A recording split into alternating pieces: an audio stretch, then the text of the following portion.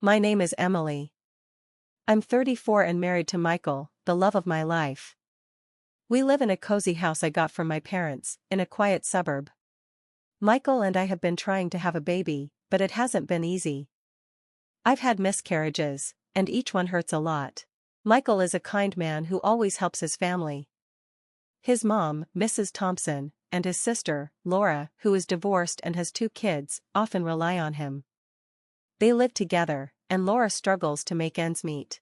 One morning, while I was setting the breakfast table, Mrs. Thompson came in. She pretended to care and said I was brave for handling everything, glancing at my empty womb. I forced a smile and replied, "Thank you, Mrs. Thompson. We're hopeful." Laura then walked in, acting like she owned the place, and praised Michael for supporting them. Michael quickly changed the subject to breakfast and shared news about the house. He said he put all his savings into it for our future, so he might need to cut back on expenses.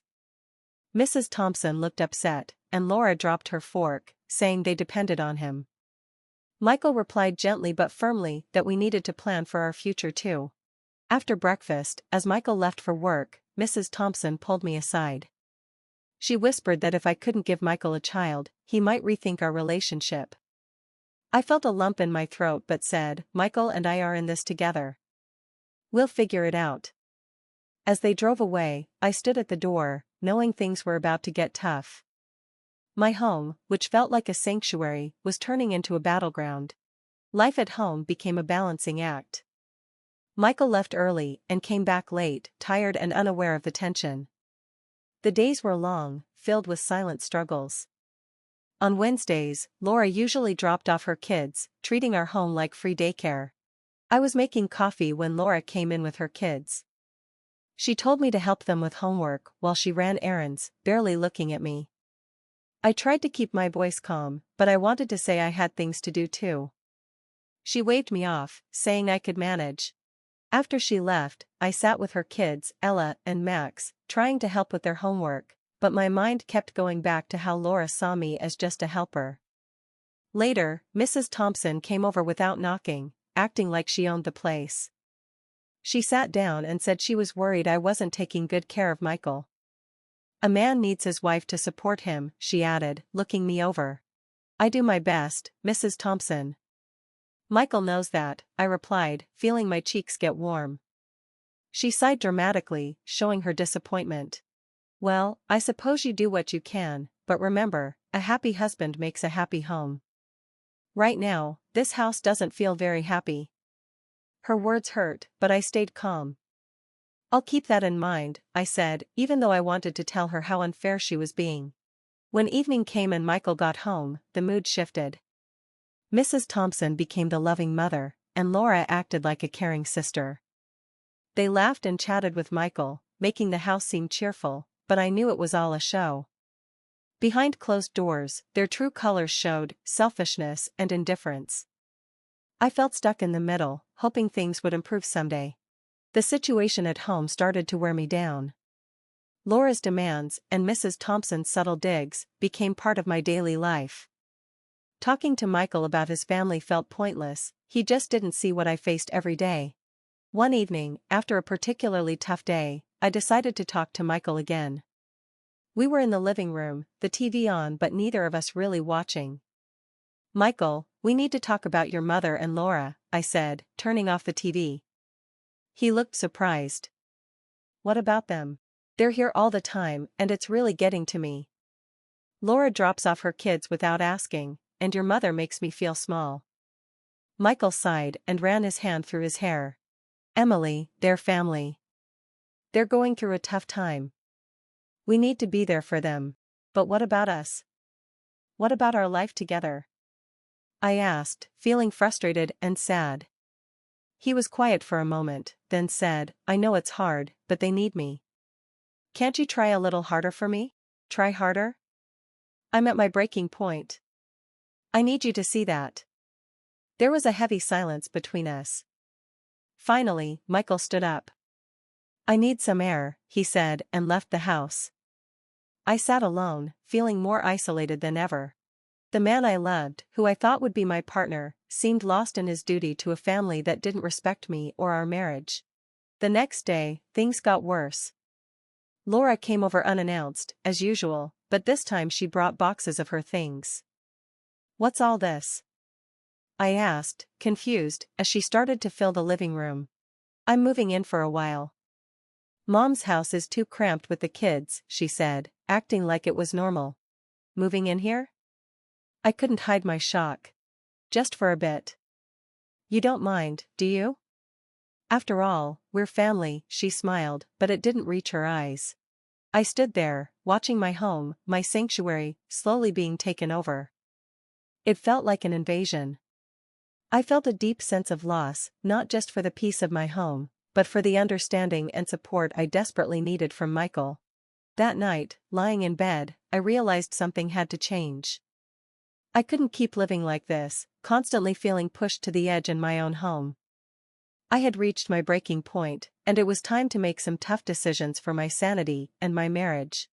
Laura moving into our house felt like an invasion. Every morning was chaotic, with her kids running around and her taking over the kitchen. Mrs. Thompson visited more often, adding to the tension. One morning, I found Laura lounging on the couch, flipping through a magazine while her kids made a mess in the living room. I had just taken my first sip of coffee. "Laura, could you please watch Ella and Max?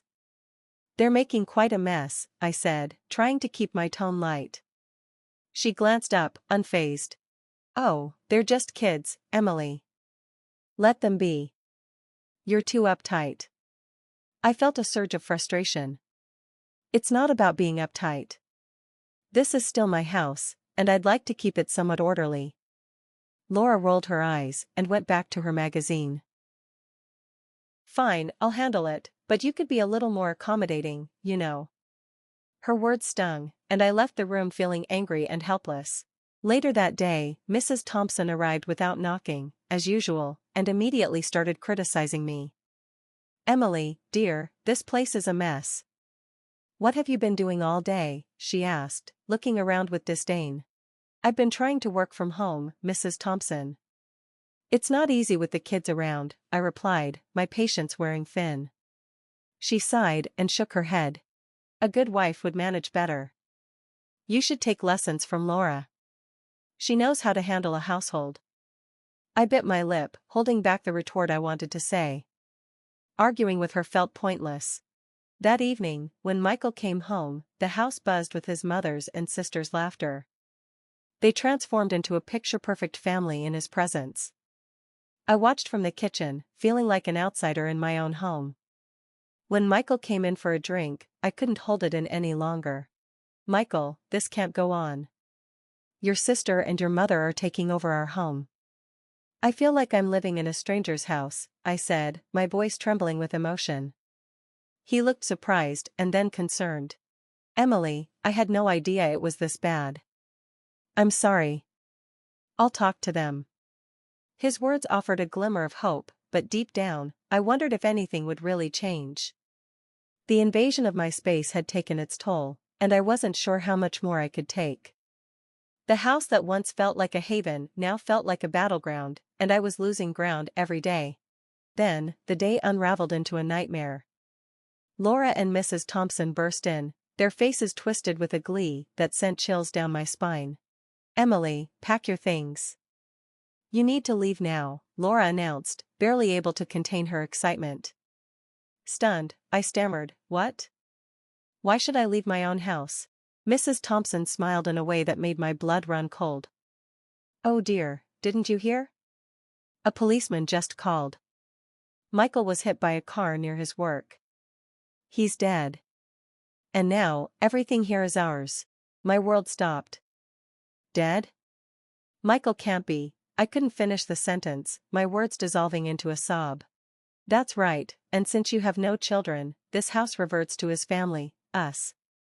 So you need to leave," Laura added, her eyes scanning the room as if calculating its worth. I felt numb, my heart aching in a way I couldn't describe. "But this house is mine. I inherited it," Mrs. Thompson snorted. "That doesn't matter now. Michael's gone, and we're his family. We'll be taking over. They started walking around the house, looking at everything and discussing how much they could sell it for. Their callousness in the face of my tragedy felt surreal, like a twisted play. But the police called you? I whispered, clinging to the hope that this was all a mistake. Yes, dear.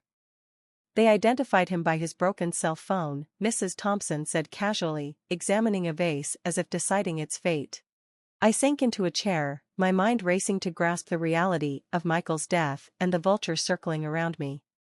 The home we had shared, filled with love and dreams, had turned into a cold battleground.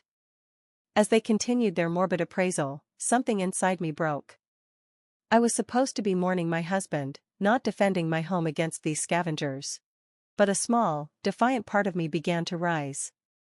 Michael wouldn't have wanted this. He wouldn't want me cast out by his own family, especially not from a home that was rightfully mine. I knew I had to fight for him, for myself, and for the life we had built together. As Laura and Mrs. Thompson continued their grim assessment, a sudden noise at the door made us all freeze. The door opened, and to my disbelief, Michael walked in, alive and unharmed. "Michael!" I cried, rushing to him.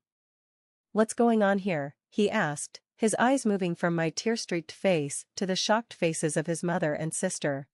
"Michael, they told me you were dead." I sobbed, clinging to him. Mrs. Thompson recovered first. "The police called. They said someone was hit by a car, and they found your broken phone." Michael's expression hardened. "My phone was stolen near my office this morning. I reported it but didn't expect this." Laura stammered, we just assumed." "You assumed I was dead and decided to throw my wife out of her own house?" Michael's voice was cold, a tone I had never heard from him before. Mrs. Thompson tried to interject, but Michael cut her off. "Stop playing the victim. I heard everything. I can't believe you would stoop this low." I stood there, still in shock, but a wave of relief washed over me. Michael was alive, and he saw his family for who they truly were. He turned to me, his eyes softening. "Emily, I'm so sorry. I should have seen what they were really like." Realizing their plan had crumbled, Laura and Mrs. Thompson scrambled for excuses, but Michael wasn't having any of it. "You need to leave now," he said firmly. "But Michael, this is our family home," Laura protested weakly. "It's Emily's home," Michael corrected her, "and you have no right to be here after what you've done." As they gathered their things, I looked at Michael. He seemed stronger and more resolute. The unveiling of his family's true nature had changed something in him and in us. After they left, the house fell silent, but it was a comforting silence. Michael and I sat together, a million words unspoken between us. We had a lot to talk about and heal from, but in that moment, I felt a sense of hope. I knew we would face this together. The reveal had been painful, but it marked a new beginning for us, built on truth and a stronger bond. After the revelation, Michael and I sat in heavy silence. He was the first to break it, his voice low but filled with determination. "I can't believe my own mother and sister would do something like this," he said, shaking his head. I took his hand, finding strength in our shared disbelief. "I know it's hard to understand, but at least we know their true intentions now." Michael nodded. "They only cared about the money and the house, not about us, especially not about you." I sighed, feeling a mix of sadness and relief. "I tried to tell you, but I never imagined it would come to this. We need to set things straight. I need to make sure they never do this to us again," he said, his jaw set. The next day, Laura and Mrs. Thompson returned, but their demeanor had changed. They were no longer confident and greedy, they seemed almost sheepish. "Michael, we didn't mean for things to go this far," Laura started, avoiding eye contact. "Yeah, it was just a misunderstanding," Mrs. Thompson added, her voice lacking its usual authority. Michael looked at them, his expression unreadable. "A misunderstanding? You celebrated what you thought was my death and tried to kick my wife out of her own house. There's no misunderstanding there."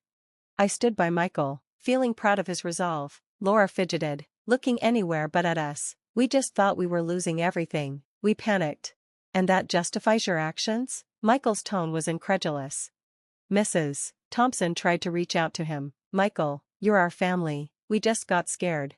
Michael stepped back. Family doesn't do what you did. I can't just overlook this. The air was thick with tension, and for a moment, nobody spoke. Then Michael continued, I want you both to leave. We need space and time to heal from this.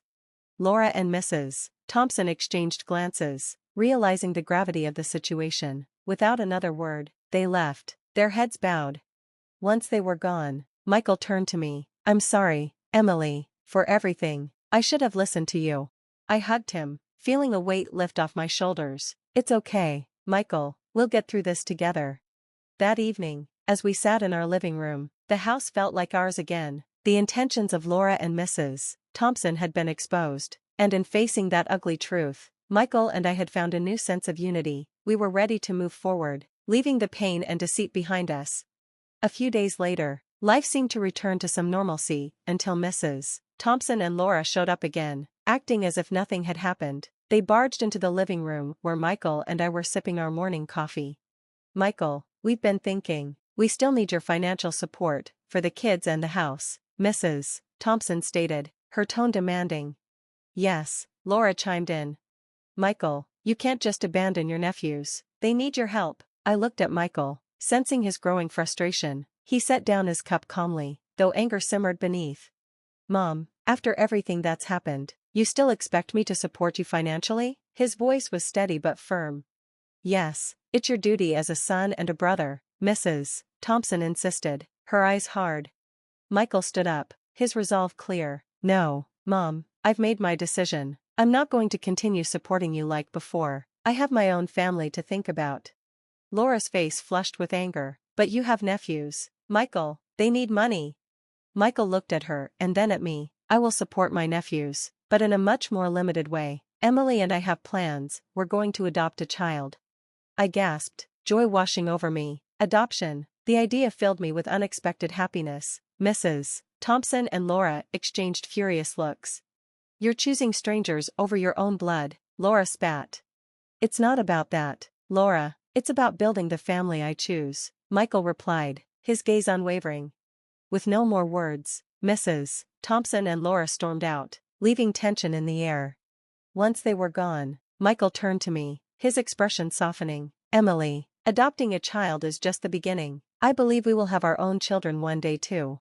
His hopeful words brought tears to my eyes. Michael, that's the most wonderful thing I could hear. A family, our family, however it comes to us.